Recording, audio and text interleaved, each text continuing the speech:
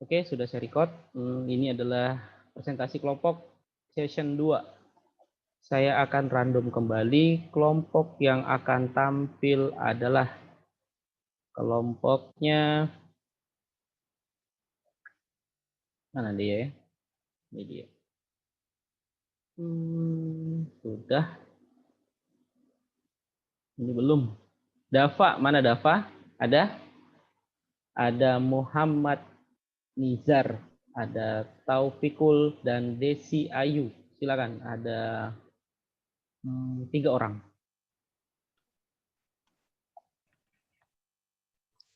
Mana Dava? Silakan direspon. Oke, mantap. Silakan Dava. Sudah lengkap semua anggotanya atau ada yang kosong? Ketua kelompoknya tolong dicek. Absensi dulu anggotanya, lengkap nggak tuh? Nizar mana? Oh, lengkap Pak, lengkap. Saya Pak, Nizar Pak. Oke ya, silakan. Kepada kelompoknya Silakan moderator M. Dava Adrian. Baiklah, saya dari kelompok 5. Saya dari materi property getter, setter, dan auto implemented. Di sini saya sebagai ketua kelompok beranggotakan 3 orang, ditambah saya 4, yaitu Muhammad Nizar Zikri Sidik, Desi Ayu, dan juga Taufil Kolit.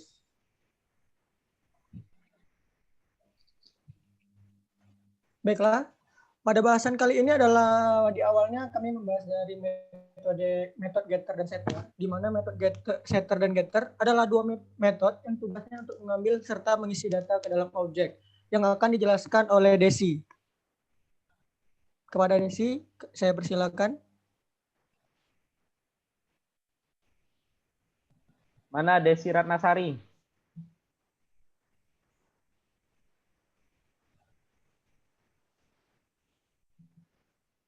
Desi, jelaskan yang dalam OPP atau Object Oriented Programming itu. Desi.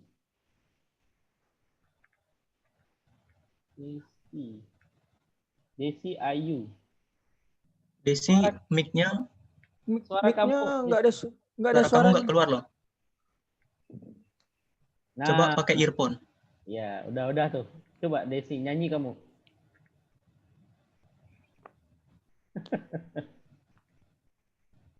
Coba Desi suaranya tes dulu suara. Cek sound. Ya, coba pakai earphone. Nggak ada suara tuh.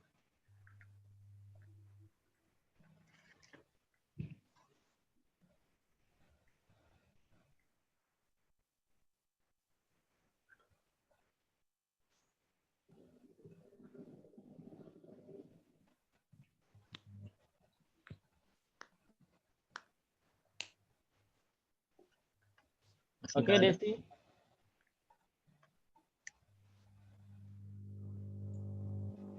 Next dulu. Terkendala. Yo, biar saya saja Pak yang jelasin. Silakan. Baiklah, dalam OPP atau disebut dengan Object Oriented Programming, ada istilah encapsulation atau disebut dengan pembungkusan, di mana data dibungkus dengan modifier prepared agar tidak bisa diakses secara langsung dari luar kelas. Metode setter dan getter inilah yang akan membantu kita mengakses data tersebut pada gambar di bawah ini. Mengapa harus dibuat seperti ini? Ada beberapa alasannya. Yaitu yang pertama, untuk meningkatkan keamanan data, serta yang kedua, agar lebih mudah dalam mengontrol atribut dan metode. Dan yang ketiga adalah kelas bisa kita buat menjadi read only dan write only.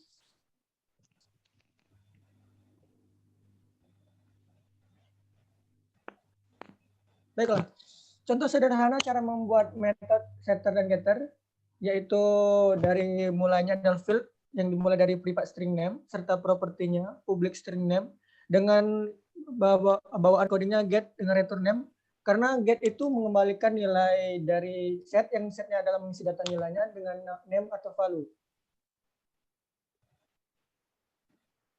Baiklah, yang kedua akan dijelaskan oleh Muhammad Nizar Zikri Sidik. Saya persilakan. Baiklah, metode setter dan getter harus diberikan modifier public karena metode ini akan diakses dari luar kelas. Perbedaan metode setter dan getter terletak pada nilai kembalian, parameter, dan isi metodenya.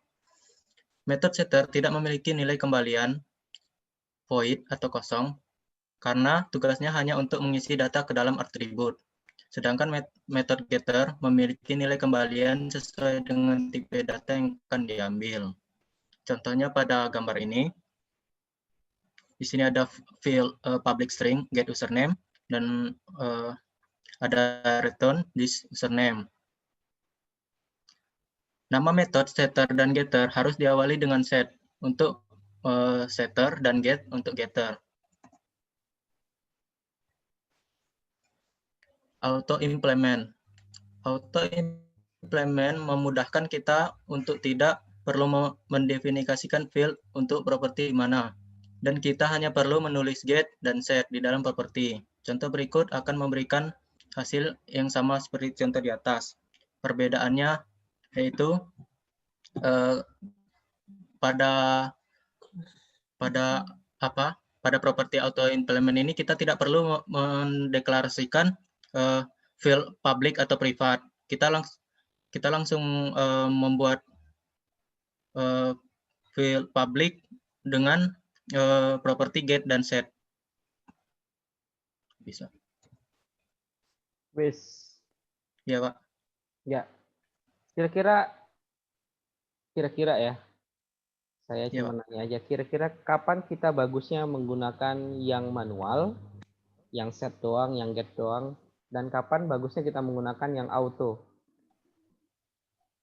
Kalau kita yang menggunakan manual, Pak, jika kita sudah membuat kelas di atasnya, Pak, kemudian kita mau memanggil data dari kelas tersebut, Pak, menggunakan get. Kalau kita sudah membuat kelas di atasnya. Ya, Pak. Sebuah data di kelas, Pak. Yang mana coba codingnya? Ini kan yang ditampilin sekarang tuh yang auto nih ya. Yang mana coba? Ini kan sudah ada kelasnya juga namanya class person. Yang mana maksud kamu? Nih. Yang auto implement ada namanya class person. Kemudian yang manual pun ada class person juga. Kurang tepat lah. Yang mana coba? Kapan bagusnya ya? Yang menggunakan auto dan yang menggunakan manual.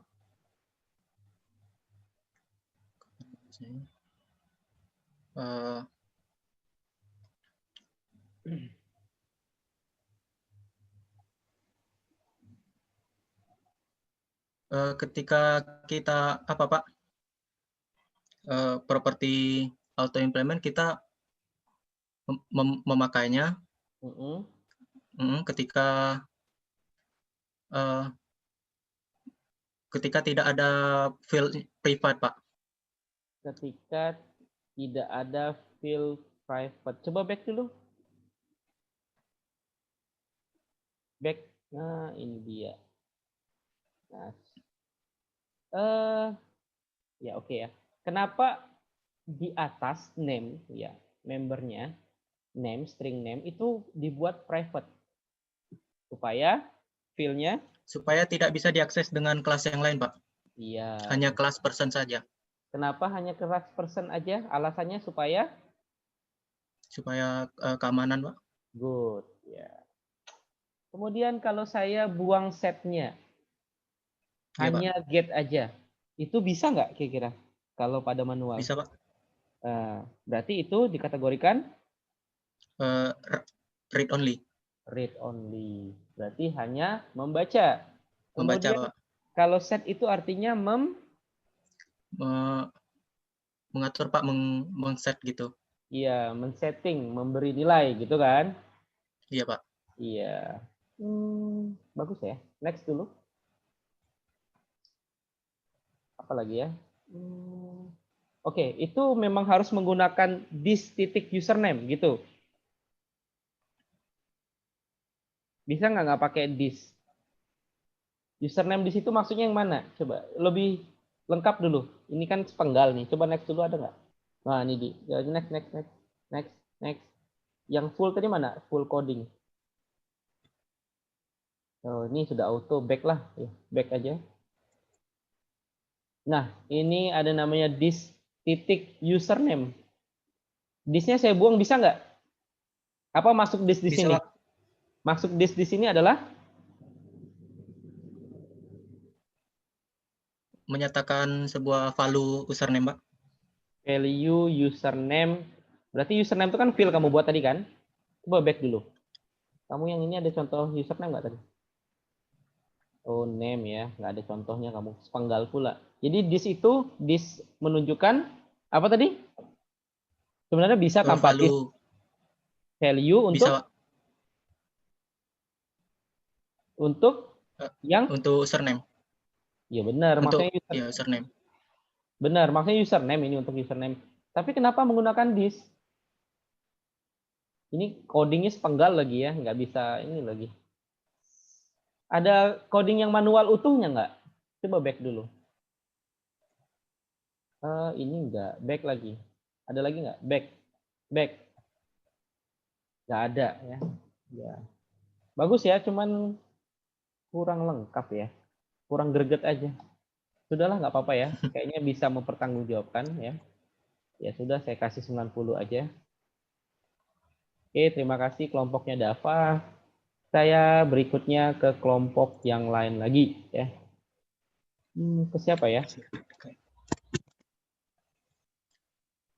Prisco.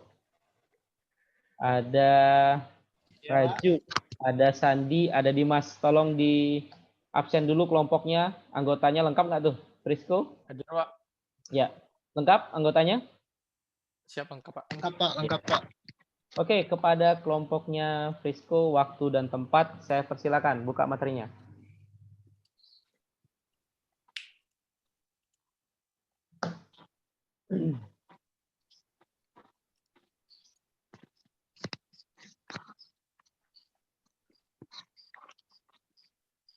Oke Pak, boleh dimulai Pak? Silakan. Oke. Bismillahirrahmanirrahim. Assalamualaikum warahmatullahi wabarakatuh. Waalaikumsalam. Waalaikumsalam warahmatullahi wabarakatuh. Kami dari kelompok 9, materi 3, konstruktor, ingin mempresentasikan hasil kerja kelompok kami. Langsung saja ke materi, ke slide kedua. Oke, ini akan saya jelaskan apa itu konstruktor. Konstruktor adalah metode khusus yang akan dieksekusi pada saat pembuatan objek atau instance. Biasanya, metode ini digunakan untuk inisialisasi atau mempersiapkan data untuk objek. Baiklah, slide selanjutnya akan dijelaskan kepada Saudara Raju. Pada Raju dipersilakan. Ya, contoh konstruktor dan cara membuatnya. Berikut ini konstruktornya. Di bagian public user, sistem out, print, eksekusi metode konstruktor itu adalah konstruktornya. Cara membuat konstruktor adalah dengan menuliskan nama metode konstruktor sama seperti nama kelas. Pada contoh di atas, konstruktor ditulis seperti ini. Public user, system outprint, eksekusi metode konstruktor.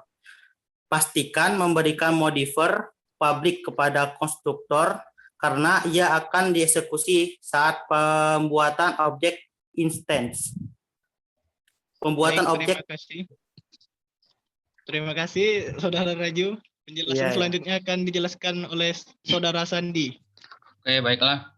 Perbedaan metode konstruktor dengan metode lainnya adalah nama kelas metode konstruktor harus sama dengan nama kelasnya.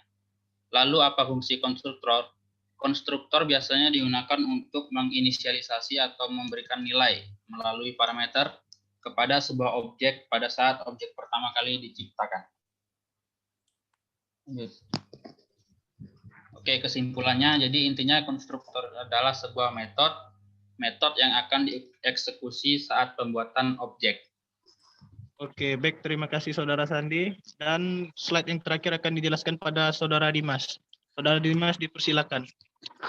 Di sini ada public string model buat bidang, buat konstruktor kelas untuk kelas mobil, public car, model sama dengan Mustang, tetapkan nilai awal untuk model, static void main, string, arch, car sport sama dengan name car, buat objek dari kelas mobil, ini akan memanggil konstruktor console with word line, model, cetak nilai, dan outputnya akan menjadi Mustang. Baiklah Pak, itu saja presentasi dari kelompok kami Pak.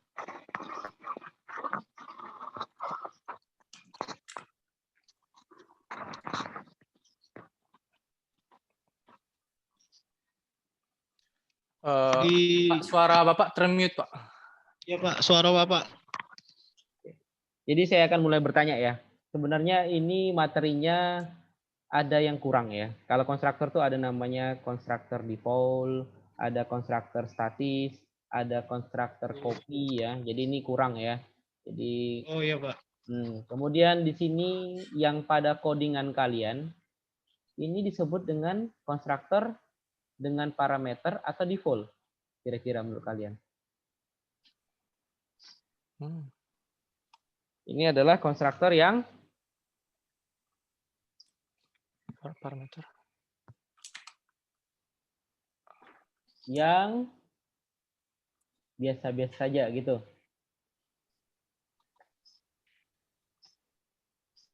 Nah, oke. Kalau nggak bisa, di sini ada public string model. Apa maksudnya buat bidang?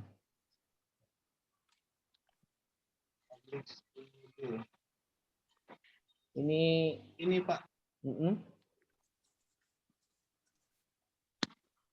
Buat bidang. Apa sih? Bidang.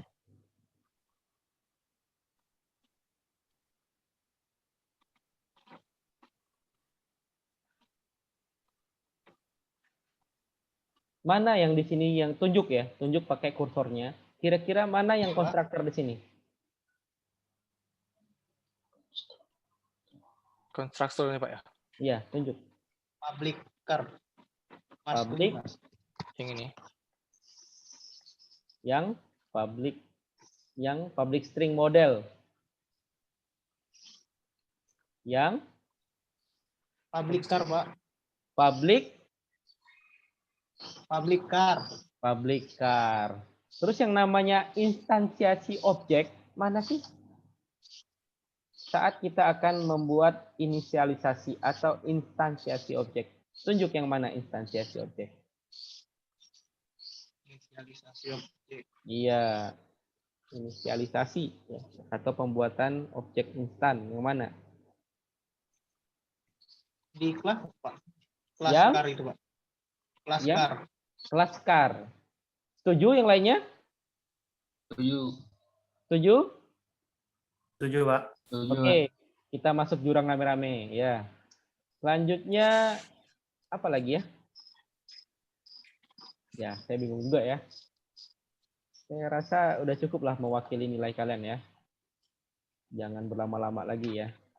Kelompok kalian saya kasih 80 udah cukup ya. Sangat membantu 80 udah ya. Makasih, Oke, Pak. terima kasih kelompok Frisco. Terima kasih, Pak. Satu kelompok lagi ya. Satu kelompok lagi saya akan coba. Saya stop dulu lah ya. Saya panggil, saya tuh nggak tahu ya mana-mana orangnya. Saya akan cari dulu. Hani udah ya. Saya ini capek ya lihat cowok-cowok semua ya. Yang ceweknya mana lagi ya? Yang sudah-sudah ini. Nggak ada ya, isinya cowok semua ya. Ada cowok, tapi rambut panjang. Nggak enak juga ya.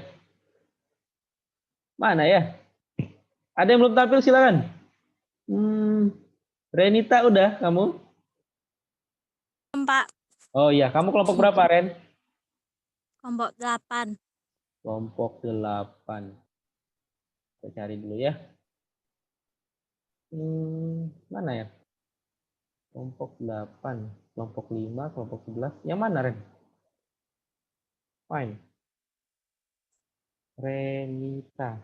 Oh, ini dia. Kamu cuma 2 orang. Ada Iya, Pak. Alfianto-nya ada? Hadir Alfianto?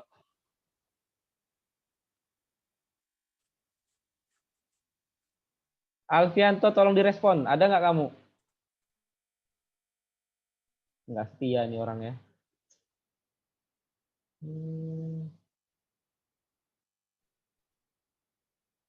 Kalau gitu ke Raffi aja. Raffi Alfiansyah ada? Ada 2 ya. Sama satu lagi Renaldi Ramadan. Mana orangnya? Alvin, siapa tadi? Lupa lagi. Renaldi ada. Kemudian kelompok kamu, Renaldi ada satu lagi. Alvin tadi siapa namanya? Ada Pak, Raffi Oke. Pak. Silakan buka slide-nya ya. Kelompok kamu terakhir besoknya. Sisa yang belum tampil saya tangguhkan di minggu depan ya, di session ketiga. Bentar, Pak. Bentar, sampai kapan?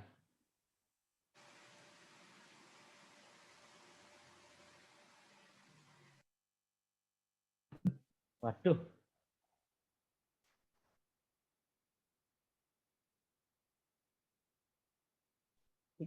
Kebanyakan main game AFK tuh kayak gini lah ya. Nggak siap ya.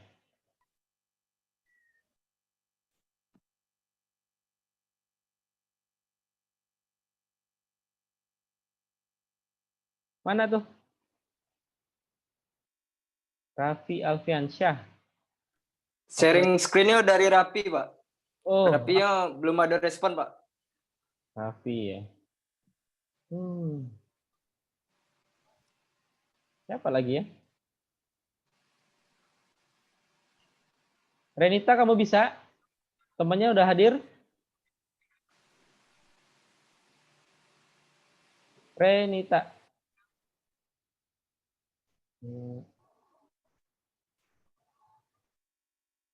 Kelompok 2, Pak.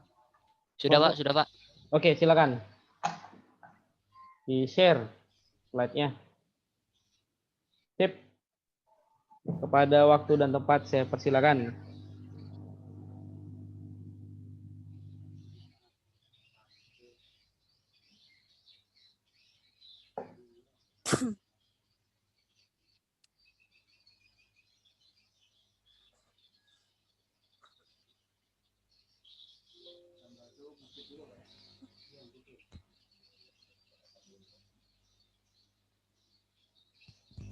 Assalamualaikum warahmatullahi wabarakatuh.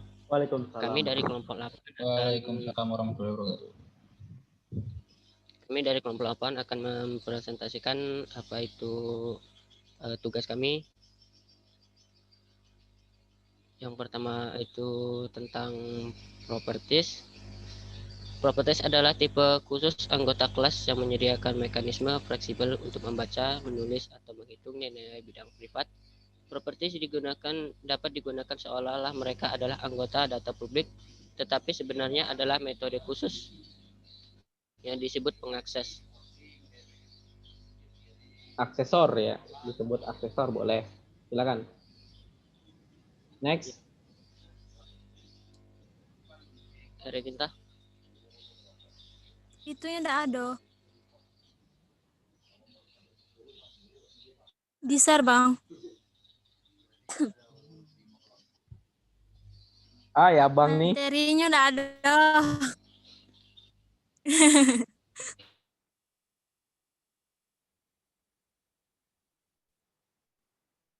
Lose kontak nggak itu?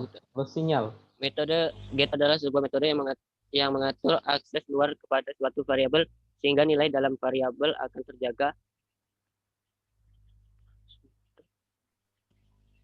Nah, metode dan setter inilah yang akan membantu kita mengakses data tersebut. Mengapa harus dibuat seperti ini? Ada beberapa alasan. Yang pertama, untuk meningkatkan keamanan data. Yang kedua, agar lebih mudah dalam mengontrol atribut dan metode. Mana slide-nya itu? Yang ketiga, kelas kita. Slide-nya nggak gerak itu. Masih masalah panjang dan lebar.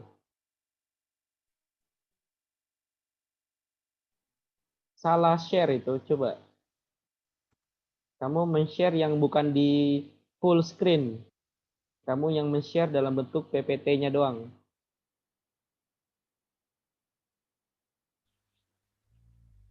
Mungkin sinyal. Itu tadi punya kami, Pak. Oh, punya kamu. Nah, ini Punya siapa? kami, Pak, tadi, Pak. Ini punya siapa ini? Ini punya Alfi. Aduh, kalian ya main share-share aja. Ini punya siapa? Alfi ini. Tadi yang tampil siapa? Renata kan? Renita apa? Cek. Apa tadi? Renita ya. Nah, ini punya siapa nih yang mau tampil tadi? Renita ya? Ini punya siapa nih slide? Punya Alfi, Pak. Jadi nampil siapa nih? Alfi atau? Alfi. Ini. Aduh, kamu ya. Ya ulanglah kalau gitu ya. Sebentar, Renita dulu, kasihan dianya ya. Ya Pak, Lady ya first. Pak. Mana Renita? Teman kamu siapa tadi? Alfianto. Mungkin apa lag ya? Terus Kayaknya Pak. Sering ini ya, sering dibokong dari belakang kayak gitu ya. Ya sudahlah, Alfi aja. Silakan. Alfi dulu lah, minggu depan aja mereka. Alfi share.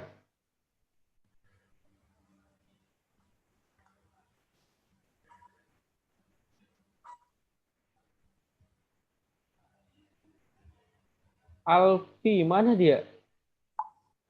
Waduh, ajaib ya. Giliran nggak disuruh share ya. Ini hebat banget ya. Mana nih orangnya? Ini ngeprank atau apa ini? Alfi mana Alfi?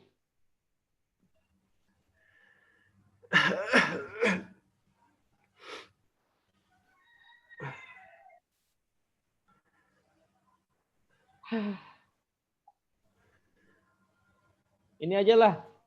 Insanur, Kamil, mana? Ada Genta, Pratama. Yang lain jangan di-share ya. Karena saya membuat aksesnya semua anggota bisa share materi. Ada Insanur, Kamil, Malik. Ada Genta, dan terakhir ada Naldi, Irfan. Mana orangnya? Hadir, Pak. Ya, hadir. Silakan di-share dulu. Orangnya hadir semua kan? Yang satunya kayaknya ada, Pak. Siapa yang nggak ada? Si Naldi kayaknya nggak ada, Pak. Saya cek nggak ada di Zoom soalnya. Alasannya apa tadi? Nggak tahu, Pak. Dia juga nggak buka-buka ini chat grup. Siapa yang nggak ada? Yang Naldinya. Naldi. Irfan.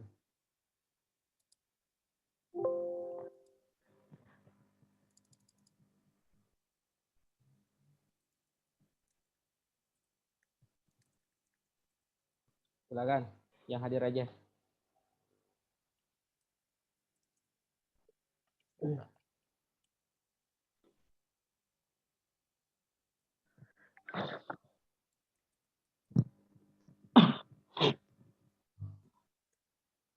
Ya, silakan dibuka.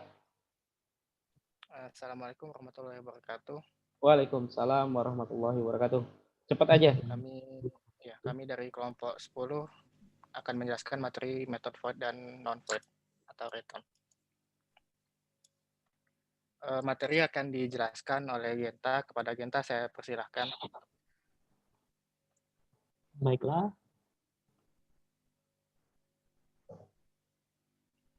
Bentar. Sampai kapan? 1. Method void. Void adalah metode yang tidak memiliki nilai kembali atau return. Biasanya tidak digunakan tidak untuk mencari nilai dalam suatu operasi. Untuk mendeklarasikannya, kita harus mendapatkan kata kunci void. Agar metode tersebut dapat berjalan, kita perlu memanggilnya pada metode main. Kita harus membuat objek dari kelas yang kita gunakan terlebih dahulu, lalu panggil pada metode main. Ciri-ciri: 1. Tidak ada kata keyword return. 2. Tidak adanya tipe data di dalam deklarasi fungsi. 3. Menggunakan keyword void. 4. Tidak dapat langsung ditampilkan hasilnya. 5. Tidak memiliki nilai kembalian fungsi. 2. Method return. Yang dimaksud dengan method return artinya kita akan mengembalikan sebuah nilai pada fungsi atau metode kita. Lalu nilai kembalian tersebut sesuai dengan tipe data yang digunakan. Nah, fungsi return adalah untuk mengembalikan nilai ke dalam fungsi itu sendiri. Intinya, nilai yang dikembalikan akan disimpan dalam nama metode. Pada dasarnya, function yang memiliki return tipe selain void akan selalu mengembalikan nilai. Secara default akan mengembalikan nilai 0 atau 0 saat programmer tidak menyatakan pernyataan return pada function tersebut. Function utama pada bahasa pemrograman C atau C++ selalu menggunakan integer sebagai return type. Dan kita harus tahu bahwa Next dulu. pernyataan di atas Next dulu. Next. Ya, jelaskan. Baik, di sini saya akan menjelaskan metode void. Di sini isi dari void tersebut hanya menampilkan nama. Jadi ketika dieksekusi, void ini akan mengeksekusi ketika metode ini dipanggil, program akan mengeksekusi isi dari void tersebut, kemudian lanjut tanpa mengembalikan nilai kepada pemanggil ini, nama ini. Jadi ini disebut dengan metode void. Void. Next. Nah, terus. Pada metode return, di sini dipanggil dengan cara console.writeLine, yang artinya akan menampilkan isi dari metode ini. Saat dipanggil, metode ini tidak memiliki nilai. Namun ketika sudah diproses pada bagian integer hasil dan di return nilai dari hasil tersebut, maka nilai dari hasil tersebut akan ditampilkan di atas tadi. Ya. Next. Ada lagi? Nggak ada, Pak. Udah nggak ada, Pak. Ya. Pertanyaannya sama ya, sama yang sudah mendapatkan return method void tadi. Kenapa pada function integer luas itu ada return hasil? Kenapa nggak menggunakan console writeLine, buka kurung, hasil, tutup kurung? Sedangkan di void, back dulu, tidak menggunakan return, tapi menggunakan console writeLine. Sederhananya bagaimana? Kira-kira? Dari yang saya baca, itu kalau void dia tidak mengembalikan nilai. Jadi ketika di return bakal tetap 0. Beda dengan yang method return tadi, itu harus diisi nilai. Jadi pemanggil tadi mendapat nilai lagi dan tidak kosong seperti void. Coba next dulu. Ini kan sebenarnya kita bisa modifikasi seperti ini ya. Saya buka dulu notepad.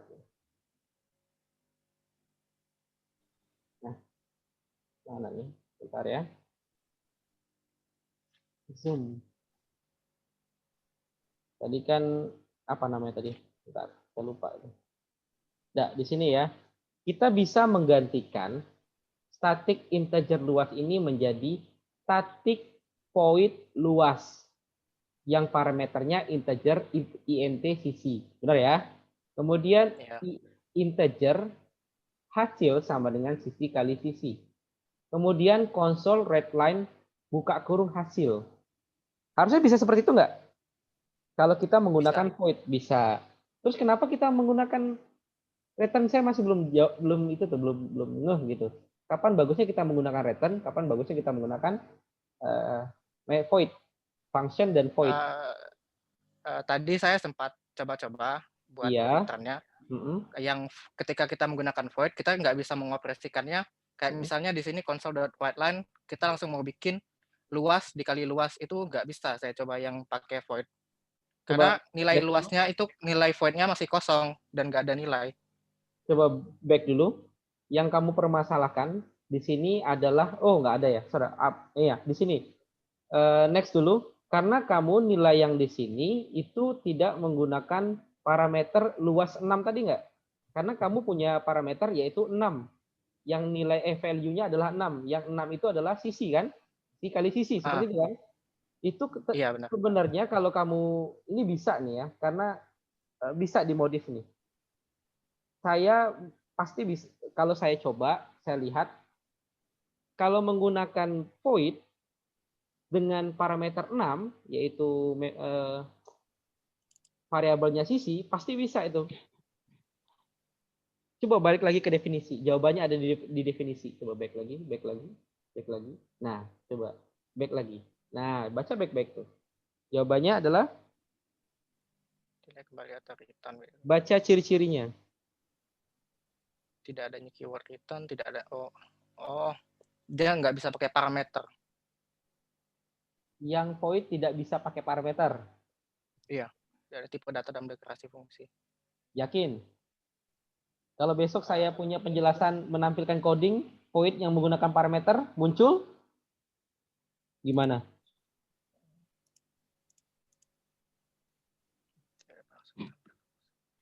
Itu di ciri-ciri udah kelihatan banget ya, ada ciri-cirinya. Karena dia ini gitu Pak. Genta, kamu ayo bantu Genta. Tidak dapat ditampilkan. Tidak Tidak dapat? dapat langsung ditampilkan hasilnya. Berarti nggak bisa langsung dimunculin dong. Tidak bisa dimunculkan. Alasannya kenapa? Kapan kita membutuhkan yang tidak butuh nggak langsung ditampilkan? Kira-kira secara kamu sebagai programmer, kenapa butuh yang seperti itu? Mungkin ketika cuma ini mau metode yang cuma ngeksekusi tapi nggak ada nilainya gitu. Maksudnya kalau luas ini kan kita nyari angkanya. Nyari sisi kan, sisi kali sisi. Terus kalau yang Genta itu kan ada nilainya juga. Genta itu kan adalah suatu nilai. Nama Genta itu adalah value. Tapi bersifat string tapi gitu. Tapi di situ kan enggak, gimana ya? Itu kan metodenya cuma disuruh ngeksekusi white line tadi. Berarti kan dia dalam void itu cuma disuruh nampilin ini doang, nama Genta tadi. Tapi nggak ngisi dari void itu tadi. Value dari void-nya masih kosong. Value dari void-nya masih kosong. Ini kan parameternya kan? Oke, kurang tepat ya. Besok saya akan tampilkan ya. Saya menggunakan void yang ada parameter dan nilainya. Kurang tepat. Ada yang mau ditambahin? Enggak, Pak. Nggak ada. Genta ada mau ditambahin? Genta ini diam-diam sebenarnya jago nih ya. Abang jago dia nih. Ini ya, oke ya. Bisa saya kasih 88 lah. Tanggung ya, tapi sudah lah ya. Saya cuma memberi nilai apa adanya yang kalian presentasikan. Cukup banget ya nilai 88. Oke, selanjutnya saya rasa hari ini seperti ini aja ya. Jadi kelompok yang tampil, yang belum tampil, saya akan tangguhkan di minggu depan ya. Ada beberapa lagi tuh ya. Kayak Revina, kamu akur-akur lah sama siapa tadi ya. Jangan akur ya. Sinyalnya suruh dia pakai yang ini, internetnya yang bagus ya. Jangan wifi gratisan ya. Oke, kemudian untuk nilai kuis minggu depan juga insya Allah, kalau nggak ada masalah, saya akan tampilkan ya. Karena nilai kuis itu sifatnya ada dua soal yang itu men-typing coding ya. Jadi saya harus cek manual. Ya. Jadi saya harus mengecek sebanyak 200 mahasiswa. Jadi insya Allah kalau nggak ada masalah, saya akan tampilkan minggu depan. Ada pertanyaan untuk terakhir? Minggu depan kita seperti ini juga jadwalnya. Ya. Ada pertanyaan? Ya Pak. Ya, ada. Oke, kalau nggak ada pertanyaan, minggu depan Zoom juga ya Pak? Ya, masih Zoom ya. Kita satu kali lagi Zoom. Habis itu saya pakai video tutorial lah ya.